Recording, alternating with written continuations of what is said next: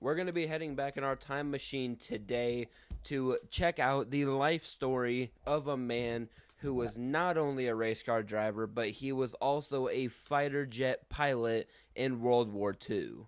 The man I am talking about, born on January 10th, 1921, in Belmont, California, is Mr. Roger Morris Ward. He was raised in Los Angeles, California, and he was just the kind of kid who couldn't sit still, constantly tinkering with engines that his father was working on in his wrecking yard. At age 14, he built his first hot rod, and it was an early sign that this wasn't going to be an ordinary life. When the world was plunged into war, Ward answered to the call of duty, and he served as a fighter pilot in the United States Air Forces during World War II. Flying both the nimble Lockheed P-13 Lightning and the mighty Boeing B-17 Flying Fortresses, his service was marked by precision, discipline, traits that would become hallmarks of his racing style. After the war, he continued as an instrument flight instructor, reflecting his understandings of high-speed dynamics, knowledge that would translate powerfully into the racetrack. He would return from military service in 1946. He did not waste any time reconnecting with his first love, speed. He threw himself right into midget racing, a brutally competitive and dangerous sport.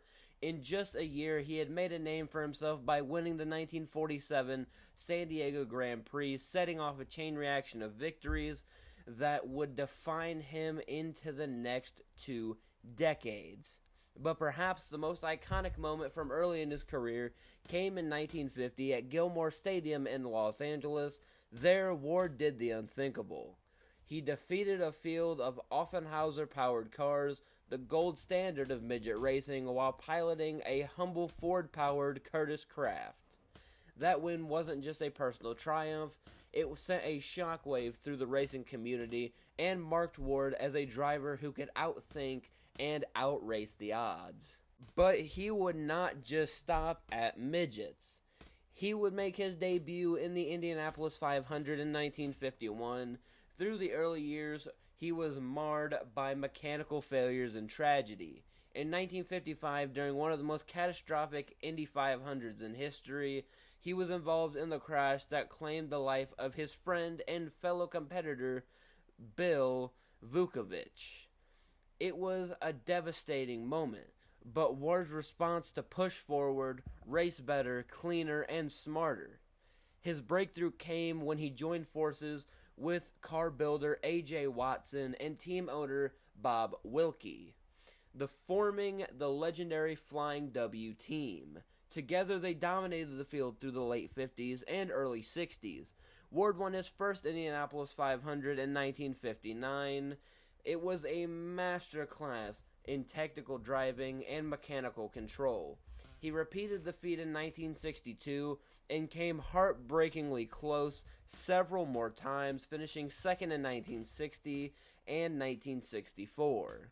During the golden era of American open-wheel racing from 1959 to 1964, Ward never placed lower than fourth at any Indy car event, and this is a streak unmatched to this day. Beyond the Brickyard, Ward's dominance continued on dirt tracks, road courses, and ovals across the country. He captured the USAC National Championships twice, first in 1959 and then again in 1962, asserting his status as the most complete driver of his generation. He won 26 championship car races in total, second to only A.J. Foyt at the time. While Foyt was seen as the most raw power and charisma of the sport, Ward brought a calculated elegance, a cerebral style that made every maneuver look effortless. His rivals respected him, and his mechanics trusted him. His fans admired the way he drove with his head as much as his hands. But Roger Ward wasn't content with simply driving the cars. He wanted to shape the future of racing. In 1959, he would blend boldness with foresight as he entered the United States Grand Prix at Sebring, not a Formula One car, but in a dirt track midget. It was a gamble, one that raised eyebrows, but it planted a seed for the mid-engine revolution that would soon transform the Indianapolis 500. He spoke with Jack Brabham that year, and it is believed that Ward played a key role in encouraging him to bring his Cooper mid-engine car to an IndyCar race, a move that changed the sport forever. After retiring on his 20th season in 1966, he would shift gears once again, this time to broadcasting and consulting. His deep knowledge of racing made him a natural in the commentary booth. He became a key voice on ABC's Worldwide of Sports and the Indianapolis Motor Speedway radio network, bringing clarity, and every event that he covered was a good one.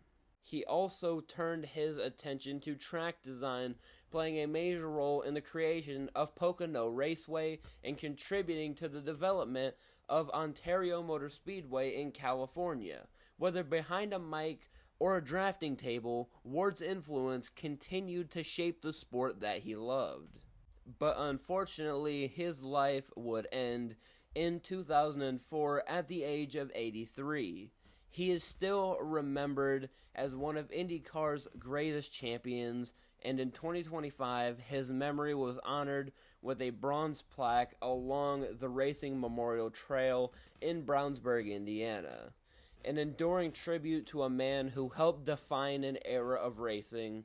He has been inducted into the Motorsports Hall of Fame of America, in the Indianapolis Motor Speedway Hall of Fame, and the International Motorsports Hall of Fame, among others. Yet his great legacy lives not just in records and awards, but in the generations of drivers who followed his path, those who understand that racing is as much about intelligence, patience, and integrity as it is speed. Thank you guys so much for watching this video. If you did enjoy it, make sure to hit that like button, subscribe to my channel down below if you have not already. I'm trying to get back into the flow of making the videos, so if I make any mistakes, please correct me in the comments. I will take your guys' input and criticism and use it to make these videos better. Let me know drivers you want me to cover down in the comments below. And with that being said, I will see you guys all in my next video.